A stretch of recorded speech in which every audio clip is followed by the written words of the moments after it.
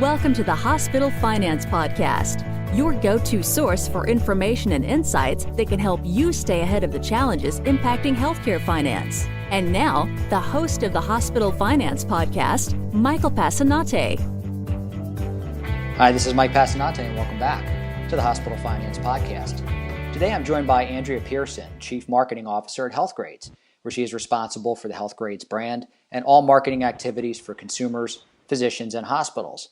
Andrea is here to talk with us about some of the findings revealed in the 2018 Healthgrades report to the nation. Andrea, welcome to the program.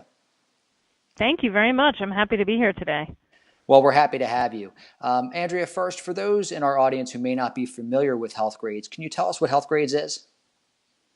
Of course. So most people know Healthgrades for healthgrades.com, where we help more than 1 million people a day choose a hospital or a doctor.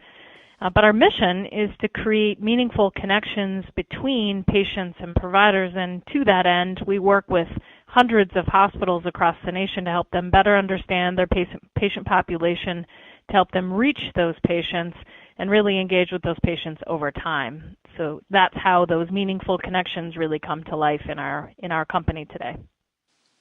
Thanks for that, Andrea. So you joined us today because you've just published your 2018 report to the nation. Talk to us about what that report is and why you publish it. So this is our 20th annual report to the nation. It's the 20th year that we have published the state of clinical quality in American hospitals. And so it's a really important moment in time for us every year. Our report to the nation covers 4,500 different hospitals nationwide and looks at clinical outcomes for 34 specific conditions and procedures. This year we did a little something different with the report to the nation. So we tried to give, rather than just to focus on clinical qualities in hospitals, we tried to give perspective about the entire experience that a consumer navigates. And from the decisions about physician experience to hospital quality, patient satisfaction, those types of issues, we're really shining a spotlight on what goes into making an informed decision from a consumer perspective, and how do hospitals take that information to take the right steps to really embrace, new consumerism in their markets today. And as you mentioned, you address hospital quality in the report, and perhaps not surprisingly, hospital quality has a lot to do with outcomes, but you found some very interesting things about that correlation. Can you tell us about that? Yes, certainly hospital quality is ultimately about, did people get better and did we limit, complications and mortality risk. Certainly those things get held above all others, but the correlations that we really look at are what's the entire experience, what does a consumer really have to navigate in choosing the right physician, the physician with the most experience, doing a hip revision, for example.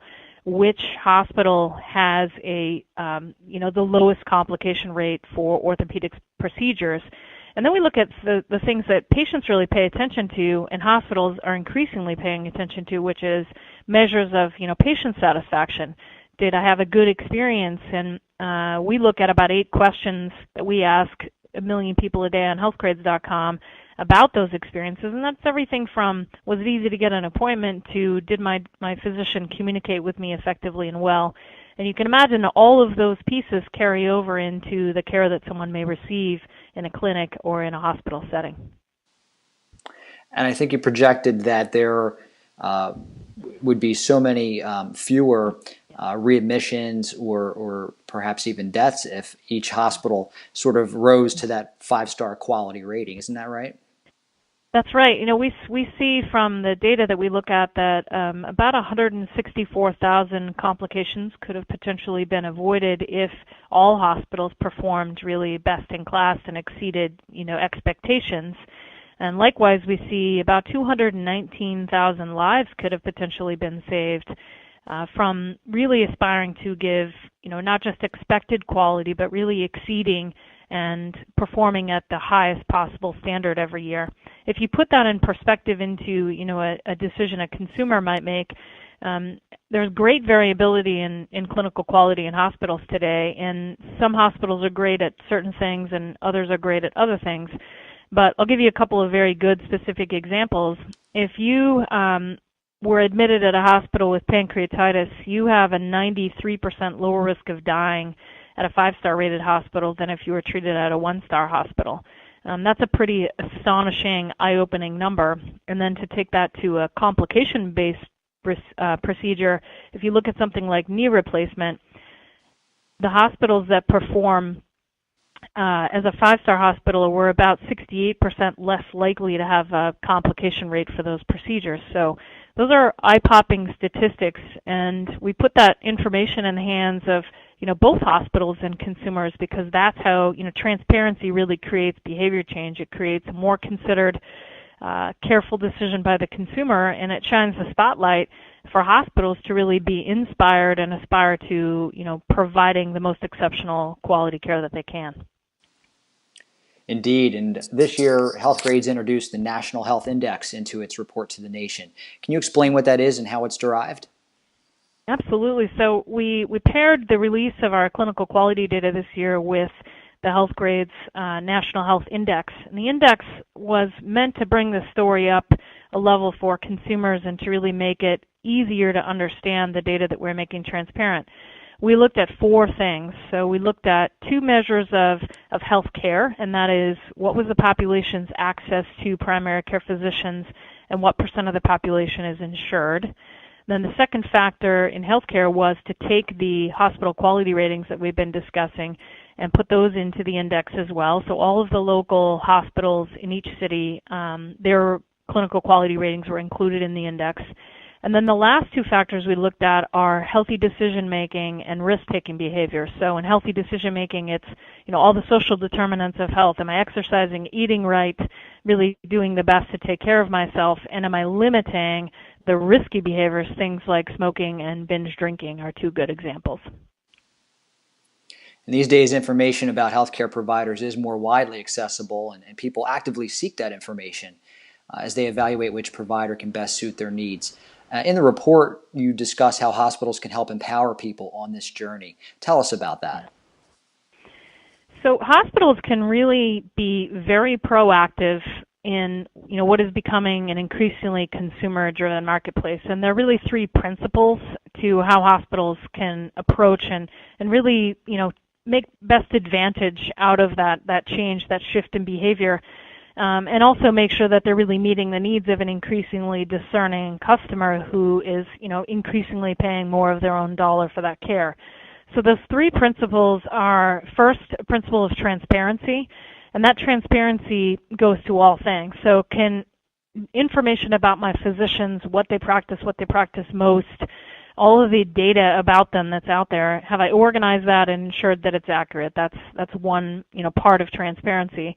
The other parts of transparency go to things like creating transparency in clinical quality. So while it can be daunting to imagine that you want to release to all of your consumers in your marketplace how you're performing on a clinical quality basis, it can be a really important differentiator, and it's critically important data. It can really begin to drive business change and business decisions when you commit to it. I would say the emerging category within transparency is going to be around cost, and how do we as healthcare providers provide a good, accurate, informative view of cost. So those make up the area or the principle of transparency. The second principle is around accessibility, and in our terms, we think about accessibility of providing care at a place and a point in time that's convenient for that consumer, and ensuring that you've removed all the friction, in the process. Research and make an appointment are good examples of creating higher accessibility. The ability to make a physician's schedule public and allow consumers to self-schedule is an enormous satisfier for patients, and it just creates a lot more accessibility. It's just easier to choose your physicians and to work with your health system. And the last principle is around engagement. And increasingly, less of healthcare is going to happen in the traditional settings that we tend to think of in a clinic or in a hospital setting. We've got, we're taking urgent cares and new methods of meeting a consumer where they are in their communities. But engagement has to go beyond that. Engagement in the future will have to reach consumers in the place where they live their daily lives to be able to influence and impact the decisions that are am I eating right? Am I exercising? Am I taking care of myself? Am I showing some signs that there should be some sort of clinical intervention? And the wonderful thing is that technology has given us a whole new set of tools, and there's a lot of really compelling data sets out there to help you really personalize and reach people to engage them between the times that they're in your clinic or in your hospital. And Andrea, if someone wanted to get a copy of the Report to the Nation, where can they go? So you can go to healthgrades.com to get a copy of the Report to the Nation and also view the Healthgrades Health Index. Andrea Pearson, thanks for joining us today on the Hospital Finance Podcast. Thank you very much. If you enjoy the Hospital Finance Podcast, please head up to iTunes to subscribe and leave us a positive review. This concludes today's episode of the Hospital Finance Podcast. For show notes and additional resources to help you protect and enhance revenue at your hospital, visit Bessler.com/podcasts. The Hospital Finance Podcast is a production of Bessler. Smart about revenue, tenacious about results.